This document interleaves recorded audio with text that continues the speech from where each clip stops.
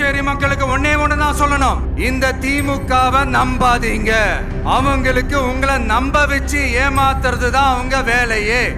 இத பார்த்தாவது தமிழ்நாட்டில் இருக்கிற அந்த திமுக கவர்மெண்ட் கத்துக்கிட்டா நல்லா இருக்கும். முழுக்க திமுக திமுக திமுக அதை தாண்டி உனக்கு எதுவும் தெரியல. வரப்போற புதுச்சேரி தேர்தல் களத்துல நம்மளுடைய தமிழக வெற்றி கழகத்தின் கொடி பட்டொளி வீசி பறக்கும். பாண்டிச்சேரியில் இருக்கிற ரங்கசாமி அரசையும் துணையாக இருக்கக்கூடிய பாஜகவையும் நீ சாடி இருக்கணுமா? அதை விட்டுட்டு திமுக போய் பிடிச்சி தொங்குற அங்கேயும் பிஜேபின்ற ஒரு வார்த்தை வரலையா? நீ ஒரு ஆம்பளைன்னா நீ அதை சொல்லியிருக்கல. இத்தனை குறைகளை சொல்லிட்டு நீங்க திமுகவை நம்பாதீங்கன்னா அறிவு கட்டவனே அங்க திமுக அரசா இருக்கு. திமுக அரசை வீழ்த்துவதற்கும் திமுகவை அழிப்பதற்கும் ஒரு துருப்பிடிச்ச கத்தியாக தான் விஜய் பயன்படுத்துது மத்திய பாஜக.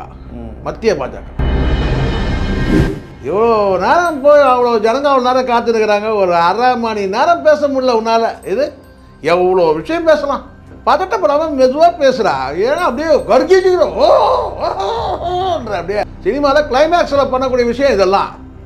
இன்னமும் வந்தானோ கேட்டால் நாமெல்லாம் ஒன்று தான். நாமெல்லாம் எங்கே இருந்தோம் உயிரும் உணர்வோடு இருப்போம். போயிட்டா எதுவுமே.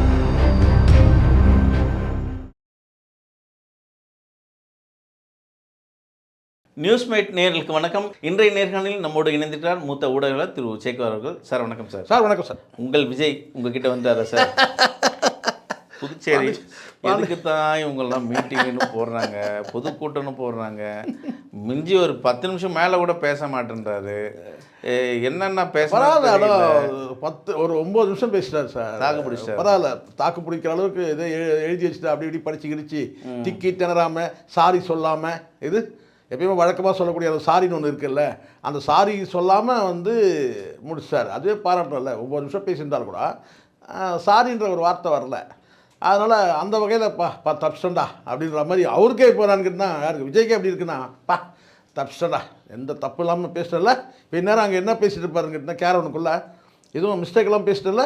ரைட் ஓகே, எந்த மிஸ்டேக்கெல்லாம் ஆனால் பேசுறது மொத்தமே மிஸ்டேக். எதுக்கு இந்த பொதுக்கூட்டம், எதுக்கு இந்த மக்களை முதல்ல யாரோ என்ன சொல்ல, மக்களுக்காக என்ன சொல்ல வர்றாரு சார்? அது தவறாக சொல்லிட்டு இருக்காங்க. என்னன்னு கேட்டால் பாண்டிச்சேரியில் இப்போ புதுவையில் ஆளக்கூடிய அரசு திமுக அரசு தான் ஆளுது அப்படின்றத யாரோ தப்பாக சொல்லிட்டு இருக்காங்க.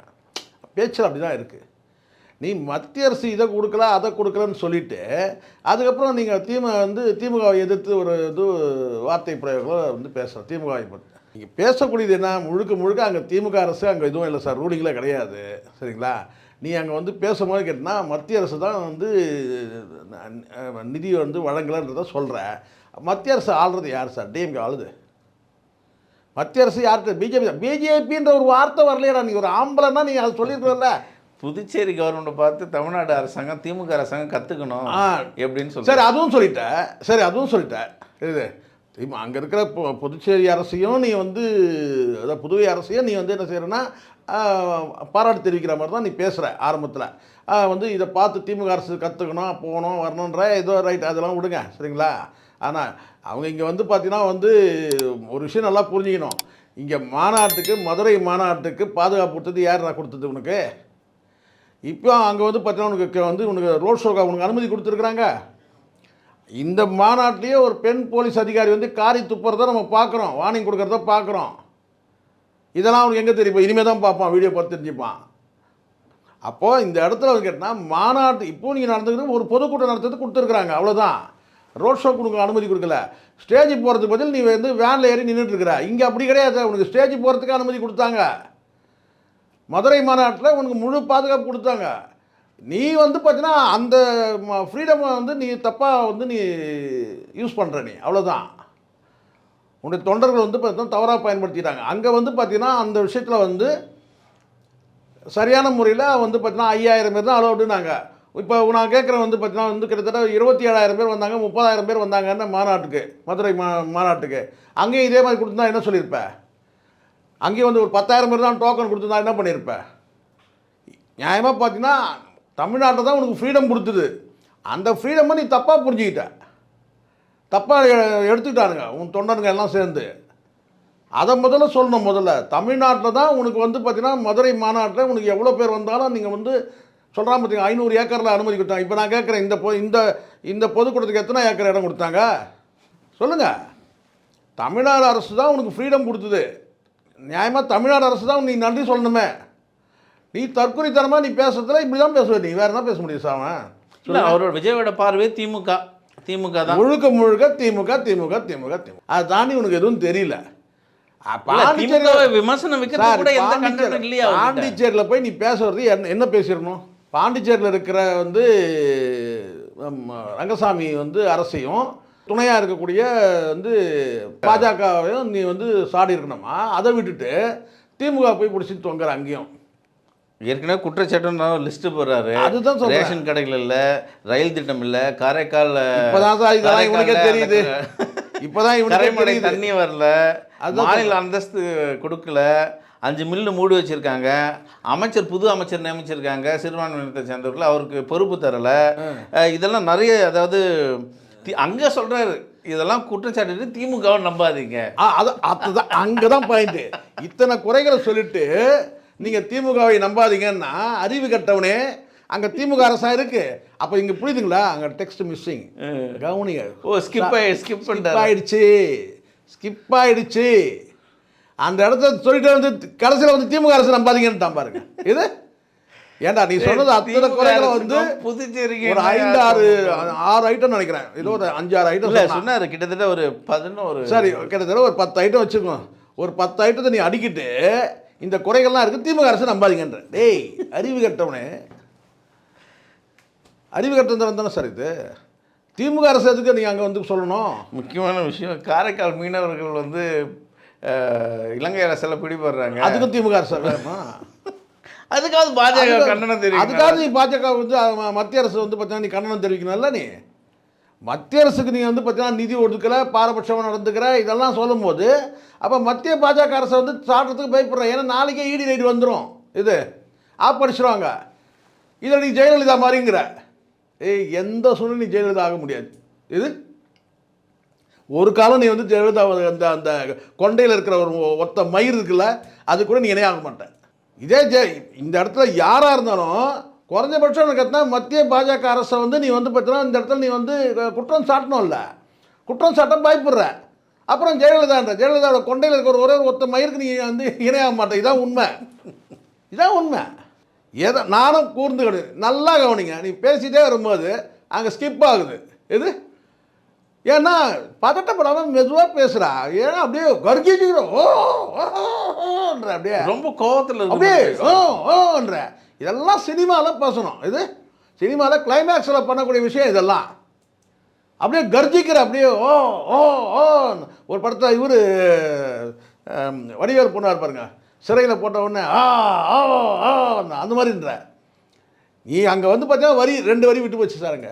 இது நீ இதெல்லாம் சொல்லிட்டே வர சொல்லிட்டு வந்து திமுக அரசை நம்பாதேங்கிற. திமுக அரசு ஆளுதாங்க. அதோட ஒரு பகீர்னு தூக்கி வாரி போடுச்சு. புதுவை என்றதும் நினைவுக்கு வருவது அப்படின்றதும் பகீர் ஆச்சு எனக்கு. ஐயோ அப்படின்னு அப்பா. அதுக்கப்புறம் தான் வேற ஒரு விஷயத்துக்கு போயிட்டான். இல்லை நான் பார்த்து தான் இருந்தேன். புதுவை அரசு என்றதும் நினைவுக்கு வருவது அப்படின்னு சொல்லிட்டு அப்புறம் தான் அரவிந்த் ஆசிரமம் அது இதுன்னு சொல்லி வந்து உருட்டினான் வச்சுங்களேன். நான் என்ன கேட்குறேன், நீ அரவிந்த் ஆசிரமம் சொல்கிறேன். இது வரைக்கும் நீ ஏதாவது ஈரக்கையை உதறிப்பா அந்த அரவிந்த் ஆசிரமம் பற்றி பேசுகிறேன். அரவிந்த் ஆசிரமம் எப்பயாவது இந்த சைடில் வரும்போது ஈரக்கையை உதறி இருப்பியான்னு கேட்குறேன் அந்த அரவிந்த் ஆசிரமத்துக்கு. இல்லை சொல்கிறேன், நீ என்னென்னலாம் நீ லிஸ்ட்டு போடுறல்ல, இது அதுன்னு சொல்லி போடுறல்ல. இது வரைக்கும் நீ வந்து பார்த்தீங்கன்னா புதுவையில் நான் இதுக்கு முன்னாடி நீ என்னென்னோ சொல்கிற வரலாறுலாம் சொல்கிற புதிய அரசு அப்படி இப்படி 77 அப்படின்னு என்னைக்காவது நீ நினைவு கூற முடியுதா நான் புதுவைக்கு வந்தேன் சொல்லிட்டு? எம்ஜிஆர் தமிழகத்துக்கு கொடுத்ததே புதுச்சேரி. அதுதான் சார் நான் சொல்கிறேன். இந்த இடத்துல வந்து என்னென்னா எம்ஜிஆரை நீ நினைவு கூடுறேன். என்னென்னு கேட்டால் முதல்ல அவர் 74 இங்கே ஆட்சி அமைச்சார்லாம் நீ சொல்கிறல்ல. நான் கேட்குறேங்க, எங்கள் அந்த முதலமைச்சர் பேரை சொல்லுங்க பார்க்குறேன். முதலமைச்சர் பேரை சொல்லுங்களேன். அதிமுக ஆட்சி அமைஞ்சுது. அங்கே வந்து பார்த்தா முதலமைச்சராக இருந்தவங்க லிஸ்ட்டில் இருக்குது. சொல்லணும்ல அதை பற்றி. அங்கே யார் எம்ஜிஆர் ஆட்சி அமைஞ்சுது, எம்ஜிஆர் ஆட்சியில் யார் வந்து முதலமைச்சராக இருந்தாங்க, அந்த ஆட்சி எப்படி இருந்தது பேசணும்ல.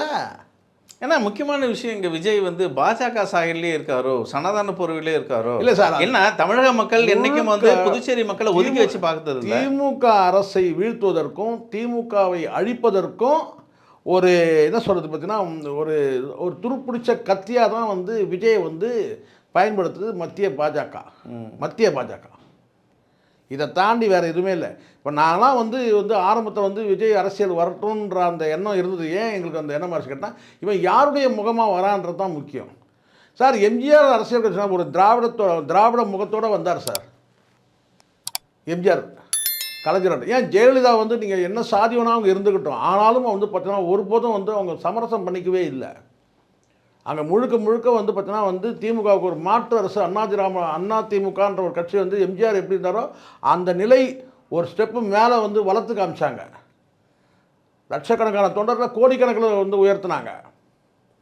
எந்த வகையிலையும் வந்து பார்த்தீங்கன்னா வந்து திமுகவுக்கு சலைத்த ஆட்சி இல்லைன்றதை நிரூபித்து காமிச்சாங்க.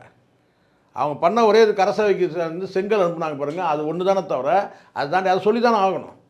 நம்ம வந்து பாரபட்சம்லாம் பேசணும்ல, அதுதானே தவிர வந்து பார்த்திங்கன்னா வந்து இன்னும் சொல்லணும்னா பாண்டிச்சேரியிலையும் வந்து பார்த்திங்கன்னா வந்து ரொம்ப ஸ்ட்ரென்த்தாக தான் வச்சுருந்தாங்க.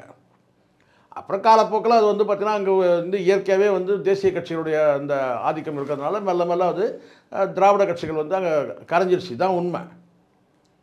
ஆனால் இப்போவும் வந்து பார்த்திங்கன்னா பாண்டிச்சேரியில் வந்து திமுகவுக்கு செல்வாக்கு இருக்குது.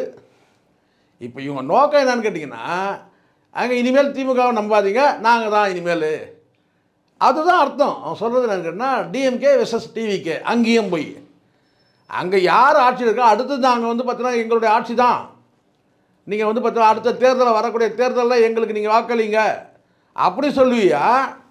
ஓட்டுக்க இப்போ இந்த கூட்டம் எதுக்கு? அதுதான் எனக்கும் புரியல. கூட்டம் எதுக்கு பேசுறது? எதுக்கு பொதுக்கூட்டம் போட்டார் திமுக? நீங்கள் வந்து பார்த்தீங்கன்னா இனி வந்து நீங்கள் வந்து பாஜகவுக்கோ அல்லது வந்து பார்த்தீங்கன்னா வந்து ரங்கசாமிக்கு அந்த காங்கிரஸுக்கோ அல்லது வந்து பார்த்தீங்கன்னா வந்து என்ஆர் காங்கிரஸுக்கோ அல்லது வந்து பார்த்தீங்கன்னா வந்து திமுகவோ வாக்களிக்காதீங்க, டிவிகேக்கு வாக்களிங்கன்னு சொல்ல திராணி இருந்தால் உனக்கு நான் கேட்குறேன். நீங்கள் சரியான ஆம்பளை தான் அதை தானே பேசியிருக்கணும், சொல்லியிருக்கணும். வரக்கூடிய தேர்தலில் நீங்கள் வந்து டிவிகேக்கு வந்து வாக்களிக்கணும். குறைஞ்சபட்சம் அங்கே இருக்கிற நிர்வாகியாவது 2 பேர் பேரை சொன்னா இவன் முதல்ல. சார் நான் இன்னும் சரி முதல் பொதுக்கூட்டம் நடக்குது, பிரச்சார பீரங்கி நாஞ்சில் இணைஞ்சு செங்கோட்டை இணைஞ்சு ஒரு பொதுக்கூட்டம் சார். செங்கோட்டையன் தலைமையில் தான் இந்த புசியானது என்ன சொல்கிறாரு, அண்ணன் தலைமையில் இன்னைக்கு புதுச்சேரியில் என்ன சொல்கிறேன்னு கேட்டினா அங்கே சொல்லி நீ இவ்வளோ சொன்ன இல்லை, அவங்கெல்லாம் யாரும் பேச பொதுச் செயலாளரை பற்றி ஒரு 2 லைனு, இது அந்த 84 பற்றி 2 லைன் பேச. சரி புசியை தான் அங்கே முதலமைச்சர் ஆக்கிறது. சரி அதுதான் சொல்ல கேட்டா எங்களுடைய ஆட்சி அமைச்சர் கேட்டால் புசியானந்த் வந்து முதல்வர் ஆவார் சொல்லு, இல்லை வேறு யாராவது 2 நிர்வாகி புசியானந்த் தாண்டி அவனா 4 பேர் இருப்பான்ல பாண்டிச்சேரியில் சொல்லு. ஏன் இன்னும் சொல்ல போனால் உன்னுடைய வந்து பார்த்தீங்கன்னா அந்த இடத்துல வந்து முதல்ல வந்து வேல்முருகன்ற ஒரு நபரும் பாலான்ற நபர்லாம் வந்து அங்கே வந்து ஃபவுண்டேஷன் அந்த ரசிகர் மன்றத்துக்கு முதல்ல ரசிகர் மன்றம் தொடங்குறதே பாண்டிச்சேரியில் தான். அதை கூட சொல்ல திராணி இல்லை, தமிழ்நாட்டில் கிடையாது சார். முதல்ல வந்து பார்த்தீங்கன்னா வந்து ரசிகர் மன்றம் தொடங்க பாண்டிச்சேரி தான். அதை பற்றி சொல்லிடணும்ல 2 லைன். அதுலேருந்து வந்தவர் தான் புசியானது. அதுலேருந்து அதுக்கு பிறகு வந்து அவங்கள வந்து பார்த்தீங்கன்னா கூப்பிட்றாங்க, ஆப்பில் ஏறி உட்காடுறாங்க அந்த 2 பேரும். ஆனால் நீங்கள் வந்து எங்களுக்கு தொடங்கி வைங்க இந்த நிகழ்ச்சின்னு சொல்லிட்டு புதுச்சேரியில் இவர் கவுன்சிலராக இருக்கும்போது அதான் எம்எல்ஏன்றாங்க இல்லையா, அப்போ கூப்பிட்டு வச்சு அவங்களே ஆப்பில் ஏறி உட்காந்துனானுங்க. அங்கே போனதை நான் சேர்ந்தேன் அந்த சங்கத்துக்கே வந்து அந்த மன்றத்துக்கே வந்து இவன் தலைவர் ஆகிட்டான். இப்படி தான் அவங்கள கவுத்துட்டு வந்தது. அதுக்கப்புறம் ரியல் எஸ்டேட் வந்து சொல்ல வேண்டியதானே எங்கெங்கெல்லாம் இடம் வாங்கி வச்சுருக்கிறாரு புசியானந்த், எங்கெல்லாம் வந்து பார்த்தீங்கன்னா லேண்டு வாங்கி வந்து இந்த லேண்டெல்லாம் வந்து என்னுடைய லேண்டு தான் புசியானந்த் பேரில் இருக்குது சொல்ல வேண்டியதானே. பினாமி சொத்து எவ்வளோ இருக்குது பாண்டிச்சேரியில் சொல்ல வேண்டியதானே. அப்படியே அந்த அடுத்த பெருமை வந்து பார்த்தீங்கன்னா பாண்டிச்சேரி சரக்கு வந்து பார்த்தீங்கன்னா எத்தனை இடத்துல கடை வச்சுருக்கிறாரு புசியானந்த் பேச வேண்டியதானே. எனக்கு இதெல்லாம் விட்டுருங்க சார், பேசுனதெல்லாம் அது ஒரு லிஸ்ட்டு போட்டார். திமுக எப்பவுமே சாடுறது தான். ஆனால் உங்களை நான் பிரித்து பார்க்கல. அப்போ கூட தமிழர்னு சொல்லலை, அப்போ கூட தமிழர்ன்ற அந்த வார்த்தை வரல. இது புதுச்சேரி நம்மளை யாரும் பிரிக்க முடியாது. உலகத்தில் எந்த நாட்டில் எந்த மொழி இருந்தாலும் நாம எல்லாம் ஒன்று தான் தமிழர்கள்னு சொல்ல தெரியுதா? யாரு பிரிச்சு இருக்கா? யார் இங்கே பிரித்து வச்சாங்க இதுக்கு முன்னாடி? எனக்கு அதுதான் கேள்வி. இங்கே யார் இப்போ புதுச்சேரி சரக்கு இல்லை சார். இதையே இந்த 9 நிமிஷத்தை அவன் 9 மணி நேரம் வந்து இவனுக்கு சரக்கு இல்லைன்னு கேட்டிங்கன்னா சரக்கு இருக்கிற இடத்துலையே இந்த சரக்கு இல்லை இவனுக்கு. இதான உண்மை. சரக்கு விற்கிற இடத்துல சரக்கு இல்லை. நீ நியாயமாக என்ன சொல்லணும்? இந்த இந்த இந்த பேச்சு வரும்போதே என்ன கேட்டால் நீ வந்து எம்ஜிஆருடைய ஆட்சி அமைதி இதெல்லாம் கடைசியாக நீ என்ன முடிக்கும் போது என்ன சொன்னோம்? இந்த ஆட்சிகளை எல்லாம் தூக்கி போட்டு டிவிக்கு வாக்களிங்க, அடுத்தது நம்ம டிவிக்கு ஆட்சி தான் புதுவையில் அப்படின்னு நீங்கள் பேசிட்டு போவீங்களா? எந்த இடத்துலையும் மத்திய அரசுக்கு வலிக்காமல், எப்படி வலிக்காமல் என்னமோ மத்திய அரசு திமுக தான் ஆண்டுட்டு இருக்கிற மாதிரி இப்போ எனக்கே ஒரு யோசனை ஆயிடுச்சு. அப்பா இது பிஜேபி மத்திய அரசு யாருப்பா அப்படின்ற போல பேசுனல சார். இங்க ஒரு ஷோ பண்ணுவாங்க தெரியுங்களா, அந்த சார் வெத்து வெட்டு சார் அந்த முகத்தாடி சார் வெத்து வெட்டு சார். ஆக்சுவலாக இந்த வெங்காய வடின்னு சொல்லுவாங்கள்ல சார், இந்த தரையில் போட்டு அடிப்பாங்க பாருங்க, அந்த மாதிரி வெங்காய வடிக்கல அப்படிதான் வெத்து வெட்டு சரக்கே இல்லை. இவ்வளோ நேரம் போய் அவ்வளோ ஜனங்க அவ்வளோ நேரம் காத்துருக்குறாங்க, ஒரு அரை மணி நேரம் பேச முடியல உன்னால். இது எவ்வளோ விஷயம் பேசலாம். பாண்டிச்சேரி பற்றி பேசணும் நான் எடுத்து கொடுப்பேன் சார். அவ்வளோ மேட்டர் இருக்குது பாண்டிச்சேரி பற்றி பேசணும்னா. ஒரு மணி நேரம் பேசலாம் பாண்டிச்சேரி பற்றி. பல விஷயத்தாவே எவ்வளோ பேசலாம் சார். பல மருத்துவம்லாம் கடந்த காலத்தில் யாரெல்லாம் முதலமைச்சர் இருந்தாங்க, எந்தெந்த பீரியடில் முதலமைச்சராக இருந்தாங்க, எப்படி வந்து பார்த்தீங்கன்னா ஆட்சி மாற்றம் ஏற்பட்டது, எவ்வளோ விஷயம் இருக்குது சார் பாண்டிச்சேரி விஷயம் பேசணும்னா. இன்னமும் வந்தானோ கேட்டால் நாமெல்லாம் ஒன்று தான், நாமெல்லாம் எங்கே இருந்தோம் உயிரும் உணர்வோடு இருப்போம் போயிட்டான். எதுவுமே இவனை வச்சுக்கிட்டு நம்ம வந்து பார்த்தீங்கன்னா இப்போ என்னன்னு கேட்டிங்கன்னா, அப்பா இந்த சொல்லுவாங்க தெரியல மனப்பாடம் பண்ணி முடிச்சுன்னு கேட்டான், அப்பா கஷ்டப்பட்டு ஒரு வழியாக முடிச்சிட்டேன்பா. இந்த ஸ்கூல் பசங்க சொல்லுவாங்க, நான் ஒரு வழியாக மனப்பாடம் பண்ணி ஒப்பிச்சுட்டு வந்துட்டேன்னு ஸ்கூல் பசங்கள்லாம். இங்கே வா இந்த பாடத்தை ஒப்பின்னு சொன்னோன்னா நேராக ஒப்பிக்கும் போது பார்த்தீங்கன்னா கையை கட்டின்னு ஒப்பிப்பாங்க. ஒப்பிச்சிட்ட அப்பா திக்கு தர எதுவும் பேசாமல் அப்பா நிறைய முடிச்சோம்பா அப்படின்ற அந்த ஒரு மைண்ட் செட் இருக்கும் பாரு, அப்படி தான் ஆயிடுச்சு. அந்த பேப்பரை தூக்கி கொடுத்துட்டு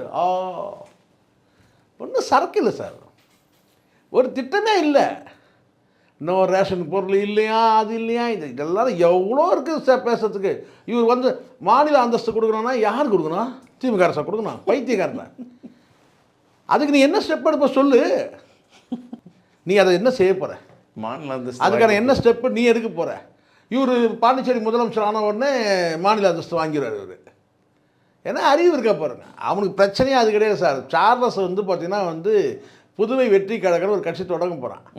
அதுக்கு வந்து பார்த்தீங்கன்னா வந்து ஆதவர்ஜனா போட்டு மிதின்னு தொண்டையில் போட்டு மிதிச்சான். யார்? சார்லஸ். அதுக்கு வந்து பார்த்தீங்கன்னா வந்து ஆதவர்ஜனாவுக்கு ஆதரவாக வந்து இங்கே வந்து பேசுகிறார். அது வந்து கேட்டால் சார்லஸ் வந்து திமுகவுடைய தூண்டுதலில் தான் வந்து சார்லஸ் வந்து இப்படி பேசினாருன்னு ஒரு கருத்து இருக்குது. அதை உடைக்கிறதுக்காக கேட்டால் நான் வந்து ஆதவ் சப்போர்ட்டாக இருக்கிறேன்னு சொல்லிட்டு நேராக வந்து பேசிட்டான். அர்ஜுனர் வில்லு அது அர்ஜுனர் வெல்லு அரிச்சனர் சொல்லு அப்படி இமயத்தை வெல்லு இதை பொண்ணு பூடுங்க கற்று எவ்வளோ ஒரு தலையெழுத்து. நல்ல வேலை அந்த எங்கேயும் அந்த போலீஸ் அதிகாரிகளை எவனும் கடிக்கலை. இது இனிமேல் தான் சார் வரும், இனிமேல் தான் தெரியும் போல இருக்கு யார் கடிச்சது என்ன பண்ணுறதுன்னு சொல்லிட்டு. ஆனால் வந்து புதுச்சேரி போலீஸ் ஓட விட்டாங்க, இங்கே கருணை காட்டுறாங்க. இது அதை தான் அவன் சொல்கிறான். என்னன்னு கேட்டால் இங்கே கருணை காட்டாதீங்க, இது அறிவு கட்டவனே நீ இவ்வளோ பேசுகிறல்ல, இங்கே இருக்கிற போலீஸ் பாதுகாப்பு கொடுக்குறாங்க, அங்கே இருக்கிற போலீஸ் பாதுகாப்பு இல்லை, இங்கே இருக்கிற அரசு பாதுகாப்பு கொடுக்குறாங்க, அங்கே இருக்கிற அரசு பாதுகாப்பு இல்லைன்றல. நேற்று ஒரு நாரிப்பாடை ஒன்று கடிச்சிச்சு இல்லை போலீஸ்கார கடிச்சில, குறைஞ்சபட்சம் நீ வந்து அதுக்கு ஒரு வருத்தம் தெரிவிச்சிருப்பேடா நீ. நான் கேட்குறேன், போலீஸ்காரனா உங்களுக்குன்னா அவ்வளோ வந்து இதுவாக உங்களுக்கு இலக்காரம் உனக்கு ஒரு போலீஸ் அதிகாரி போலீஸ்காரர் கையை கடிச்சிட்டா சார், குறைஞ்சபட்சம் நீ என்ன செய்யணும்? இதுக்கு நீ நன்றி சொல்கிறல்ல இங்கே இருக்கிறவங்களுக்கு நீ என்ன சொல்லணும்? இந்த மாதிரி வந்து அடுத்த முறை இந்த மாதிரி சம்பவத்தில் ஈடுபடாதீங்கன்னு சொல்லி தொண்டனுக்கு அறிவுரை சொல்கிறதுக்கு தகுதி இருக்கா அவனுக்கு? நீ தற்கொலை தானே நீ சொல்லணுமா இல்லையா? பாதிக்கப்பட்ட வந்து பார்த்தீங்கன்னா எந்த காவலர் பாதிக்கப்பட்டிருக்காரோ நீ எந்நேரம் வந்து உங்களோட நிர்வாகிகள் போய் பார்த்துருக்கணும்ல, வருத்தம் தெரிவிச்சிருக்கணுமல்ல, அங்கே போயிட்டு செஞ்சேரி அதை தற்கொலைகளையும் தருதலைகளையும் வந்து தொண்டர்களாக வச்சுட்டு அணில் மாதிரி வந்து பார்த்தீங்கன்னா புது பேர் வேறு வந்திருக்கு, தற்கொலை மாறிடுச்சு. ஜோம்பியஸ் அதாவது ஜோம்பிஸ்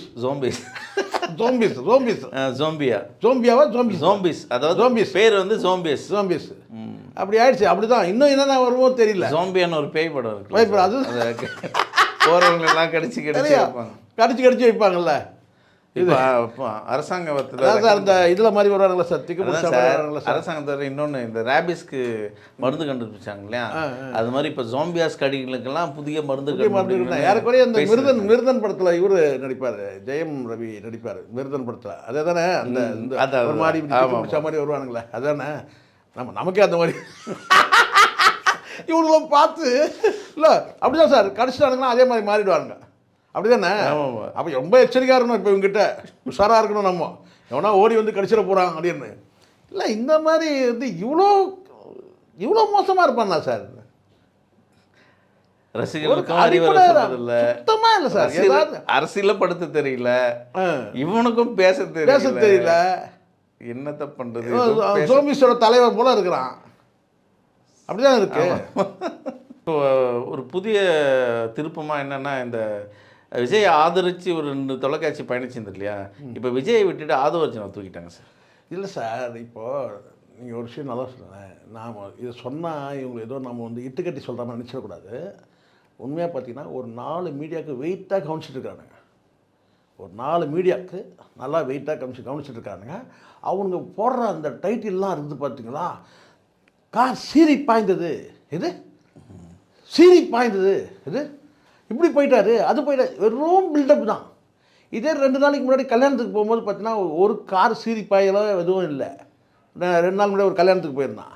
அப்போ வந்து எதுவுமே இல்லை, எல்லாமே பில்டப். புதுவை நோக்கி சீறி பாய்ந்தது, மாநாட்டு பந்தலை அடைந்தார் விஜய், கேரவனில் ஜம்ப் பண்ணினார், இது பில்டப். கேரவனில் ஜம்ப் பண்ணினார், ஜம்ப் பண்ணி ஏறினார், குதிச்சார், எல்லாமே நல்ல அமௌண்ட் சார். இப்போ பனையூரில் வந்து புதுச்சேரி பண்ணார்ல சார். ஆமாம். அந்த வழிநடுக்கு ஏதாவது நடந்தது? ஒன்றுமே கிடையாது, ஒன்றுமே இல்லை. வழிநடுக்கு எதுவுமே கிடையாது. அதாவது இப்போ நான் கேட்குறேன், நீ வந்து கேரவன் வந்து பார்த்தீங்கன்னா நீ அங்கே எழுதி கடைசியில் அந்த கேரவன் எப்படி யூஸ் ஆகிடுச்சு பார்த்தீங்களா, மேடை இல்லாமல் இருக்கிறதுக்கு அது வந்து ஒரு மேடை மாதிரி யூஸ் ஆகுது, அவ்வளோதான். இப்போ இதே கூட பார்த்தீங்கன்னா நீ கேரவனே தேவை கிடையாது. நீ நேராக வந்து பார்த்தீங்கன்னா ஒரு மேடை ஸ்டேஜ் போட்டிருந்தாங்கன்னா அந்த ஸ்டேஜ்லேயே கூட நீ இன்னும் பேசிடலாம். அந்த இடத்துல ஒரு சிம்பிளாக ஒரு ஸ்டேடி இப்போ இந்த கேரவனோட சைஸ் என்ன, அந்த கேரவன் சைஸில் வந்து பார்த்தீங்கன்னா மேலே ஏறி நின்று ஸ்டேஜுக்கு அனுமதி இல்லைன்னு தான் சொல்லுங்கள். ஸ்டேஜ் சார் அப்படியே கூட வந்து பார்த்தீங்கன்னா நீ கேரவனில் வந்து பார்த்தீங்கன்னா வந்து ஒரு குறிப்பிட்ட இடத்துல பொதுக்கூட்டம் நடத்தணும்னு சொன்னால் அங்கே ஸ்டேஜ் போடுறதுக்கு அனுமதிப்பாங்க. அதெல்லாம் அனுமதி இல்லைலாம் கிடையாது. பல அனுமதியில் ஒரு அனுமதி போட்டிருந்தாங்க, அதுதான் பயங்கரமான சிரிப்பு. இது ஒரு 4 அனுமதின்றது ஒரு பக்கம் இருக்கட்டும், 5ஆவதாக ஒரு அனுமதி போட்டிருந்தாங்க. ஸ்கூல் வந்து பார்த்தீங்கன்னா ஸ்டார்ட் பண்ண பிறகு தான் வரணுன்ட்டாங்க, அந்த கூட்டத்தை ஆரம்பிக்கணும். வந்து ஸ்கூல் தொடங்கின பிறகு தான் வரணுன்ட்டானுங்க. இது நீ ஸ்கூல் இருக்குல்ல சார், ஸ்கூல் தொடங்கின பிறகு வான்ட்டானுங்க.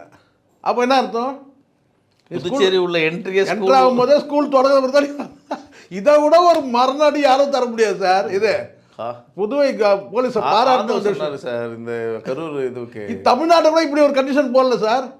அந்த காலேஜில் அந்த ஒரு காலேஜ் சொன்னார்ல கரூரில், கிட்டத்தட்ட 5000 பேர் திரண்டு ஓடிடுறாங்க விஜயை பார்த்துட்டு, தலைவரை பார்த்துட்டு.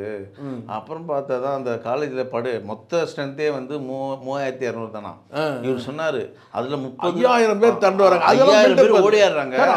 அதில் முக்கால்வாசி பேர் பெண்கள். உலகத்திலேயே வந்து இவனை மாதிரி ஒரு பொய் புழுகனை பார்த்ததே கிடையாது சார். கேவலமான ஒரு பொய் புழுகன் யாருன்னு கேட்டிங்கன்னா அது ஒரிஜினல் தான். பயங்கரமான பொய் சார். வாயை திறந்தா எப்படி தான் இவ்வளோ, எனக்கு இயல்பாகவே எனக்கு வந்து பார்த்தீங்கன்னா இந்த பொய்ன்றது வந்து பார்த்தீங்கன்னா வந்து ஒரு மனிதனின் முதல் குற்றமே வந்து பொய் தான் சார். ஒரு மனிதனின் முதல் குற்றம், ஃபஸ்ட்டு க்ரைம் என்னன்னு கேட்டிங்கன்னா பொய் தான். அந்த பொய்க்கு பிறகு தான் சார் அடுத்தது எல்லா குற்றமும் அடுத்தடுத்து கடைசி கொலையில் போய் முடியும்.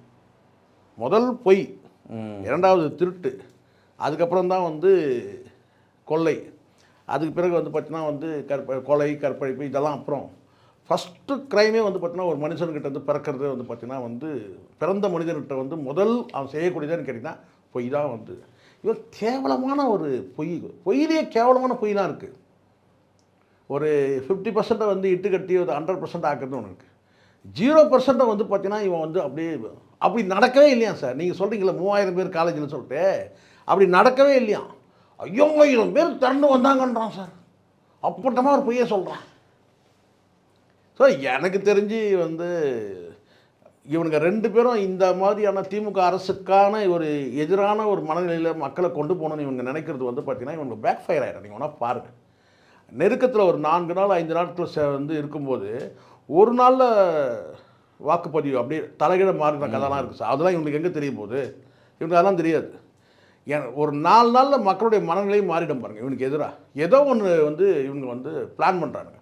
காலையில் திடீர்னு ஒரு பரபரப்பை ஏற்படுத்திடுறானுங்க. என்னடான்னு கேட்டால் துப்பாக்கியோட ஒருத்தர் வந்தார் உள்ள, துப்பாக்கியோட ஒருத்தர் வந்து உள்ளே வந்துட்டார். எதுக்குடா துப்பாக்கி கேட்டால் மாவட்ட நிர்வாகிக்கே ஒரு பாதுகாப்பாக வந்து பாக்கெட்டில் எப்படி துப்பாக்கி பாக்கெட்டில் தெரிகிற மாதிரி இது யாரா அப்படி வருவாங்களா சார்? இது எல்லாமே பில்டப் சார்.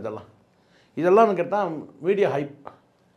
என்னென்னா இப்போ இங்கே வருங்க தேர்தல் நேரத்தில் வந்து விஜய் வந்து பார்த்தீங்கன்னா வந்து தாக்கப்பட்டார் அப்படி கூட ஒரு செய்தியை விடுவானுங்க. ஏதோ ஒரு வந்து பார்த்தீங்கன்னா ஒரு நெரட்டிவ் செட் பண்ணுறானுங்க. என்னென்னு கேட்டிங்கன்னா, அதாவது தமிழ்நாடு அரசு வந்து பாதுகாப்பு தரல, பாண்டிச்சேரி அரசு எங்களுக்கு பாதுகாப்புடுச்சு, எல்லாம் தமிழ்நாடு அரசு உன்னை கௌரவமாக நடத்துச்சு. இப்படி ஒரு வந்து பார்த்தீங்கன்னா ஒரு என்ன சொல்கிறது, ஒரு காமெடின்னு கூட சொல்ல முடியாது. அவங்க உச்சபட்ச எச்சரிக்கையாக இருக்கிறாங்கன்னு தெரிஞ்சிச்சு. ஏன்னா வரவனுங்கெல்லாம் வந்து எல்லாமே ஜோம்பிஸ் வரவனுங்க எச்சரிக்கையாக இருக்குன்னு சொல்லிட்டு பள்ளி மாணவர்கள் பள்ளி தொடங்கின பிறகு தான் நீ வரணுன்ட்டாங்க. இதை விட என்ன வேணும்? இதை விட வந்து உன்னை வந்து பார்த்தீங்கன்னா உன்னை அசிங்கப்படுத்தவே முடியாது. அப்போ என்ன அர்த்தம்? ஸ்கூல் பசங்கள்லாம் வந்துடுவாங்க, ஸ்ட்ரிக்டாக சொல்லியிருப்பாங்க. எல்லா ஸ்கூலில் வந்து இன்டர்னலாக என்னென்னு கேட்டால் ஃபுல் ப்ரெசென்ட் இருக்கணும் பசங்கள்லாம். எது யாருக்கும் லீவ் கொடுக்காதீங்கன்னு சொல்லியிருப்பாங்க, ஸ்ட்ரிக்டாக சொல்லியிருப்பாங்க. நாளைக்கு யாருக்கும் லீவ் கிடையாது, நீங்கள் எல்லாம் வந்துருங்க. அவ்வளோ இன்டர்னலாக அவ்வளோ வேலை செஞ்சுருக்காங்க புதுச்சேரி கவர்மெண்ட்டு. எந்த அசம்பாவிதம் நடந்துடக்கூடாதுன்றதுக்காக அவங்க பண்ணாங்க. ஒரு சின்ன இடத்துல எப்பவுமே அந்த பாதுகாப்பு வந்து ஒரு சின்ன மாநிலம் வந்து ஒரு சின்ன இடத்த கொடுத்துட்டு ஒரு 5,000 வச்சும்போது அது கரெக்டாக அவங்க வந்து செஞ்சுருக்காங்க. அது செம்மையாக செஞ்சுருக்காங்க, அதில் ஒன்றும் இல்லை. ஆனால் அதே இங்கேயும் வந்து செஞ்சாங்க. நீங்கள் வந்து பார்த்தீங்கன்னா அன்கண்ட்ரோல்டாக போயிட்டீங்க. இப்போ இனிமேல் இந்த கண்டிஷனை சேர்க்கணும் தமிழ்நாடு அரசு. என்னன்னு கேட்டால் ஸ்கூல் ஆரம்பித்த பிறகு நீங்கள் வந்து காலேஜெல்லாம் ஓப்பன் பண்ணுறது என்ன இவங்களுக்கு பிரச்சனைனா, இவங்க நினச்ச மாதிரி ரோட் ஷோ பண்ண முடியல. இவங்க பிளான் பண்ணதெல்லாம் வேறு லெவலில் பிளான் பண்ணாங்க சார். ரோட் ஷோ வந்து முதல்ல நகர்ப்புறத்தில் ஃபுல்லாக நம்ம விட்டுட்டு அதுக்கப்புறம் கிராமப்புறங்களெல்லாம் உள்ளே விடணும் அப்படின்லாம் இவங்க பிளான் பண்ணானுங்க. அந்த பிளான் டோட்டலாக சொதப்பலாயிடுச்சு. இந்த 41 பேர் இறந்ததுனுடைய டோட்டலாக சொதப்பலானதுனால இப்போ அவனுக்கு என்ன பண்ணுறதுன்னு தெரியாமல் எதை தின்னா பித்தம் தெரியன்ற மாதிரி அங்கே போய் பாண்டிச்சேரியில் போய் ஏதோ ஒரு சின்ன இடம் கொடுத்தாங்க. அங்கே போய் நின்றுட்டு ஒரு 8 நிமிஷம் 9 நிமிஷம் பேசிட்டு அப்படியே வந்து பில்டப் கொடுக்குறாங்க. போய் நின்ன உடனே வந்து 2 பேரும் அங்கே பேசுகிறத கவனிச்சிங்களா? அதை வச்சு நான் பேசுகிறதும் எனக்கு கேட்டால் வந்து திமுக அரசு வந்து இதை பார்த்து தெரிஞ்சுக்கணும்.